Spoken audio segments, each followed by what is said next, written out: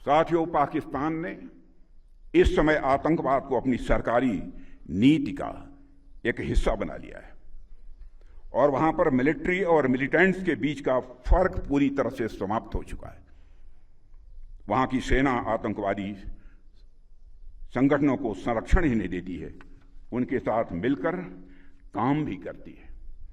इसलिए हमने ऑपरेशन सिंदूर के समय ही यह साफ कर दिया है कि भारत अब आतंकियों और उनका पोषण करने वाली सरकारों को अलग अलग करके नहीं देखेगा।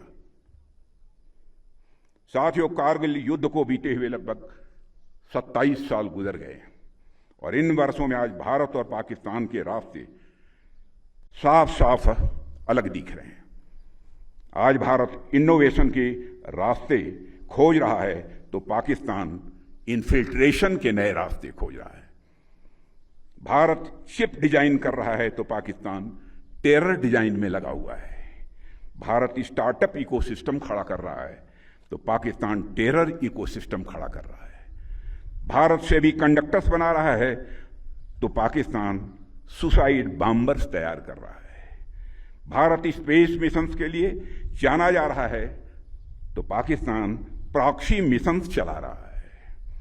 भारत अंतरिक्ष में सैटेलाइट्स भेज रहा है तो पाकिस्तान आज भी आतंकवादियों को सीमाओं के पार भेजने में लगा हुआ है।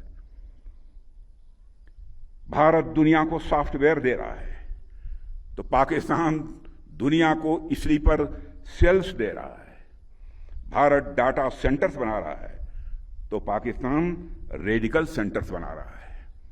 भारत यूपीआई से दुनिया को जोड़ रहा है तो पाकिस्तान हवाला से आतंकवाद को जोड़ रहा है। यानी हमारे रास्ते अलग अलग हैं। ऐसे में अगर पाकिस्तान अपने घटिया मंसूबे लेकर हमारी समृद्धि, हमारी प्रॉस्पेरिटी के रास्ते में रोड़ा लेकर आता है तो उसे करारा जवाब देने के लिए हमारी बहादुर सेनाएं बराबर तैयार बैठी हैं।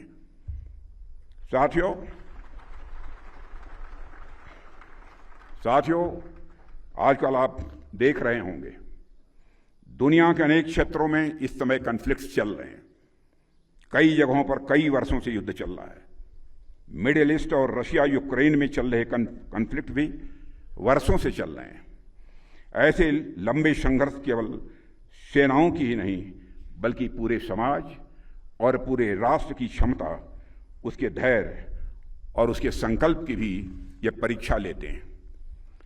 आज भारत के पास एक कैपेबल और प्रोफेशनल आर्म फोर्स है जिन पर हमें नाज है और इसके साथ साथ हमारे पास विभिन्न रिजर्व फोर्सेस था, अन्य सहयोगी व्यवस्थाएं भी हैं।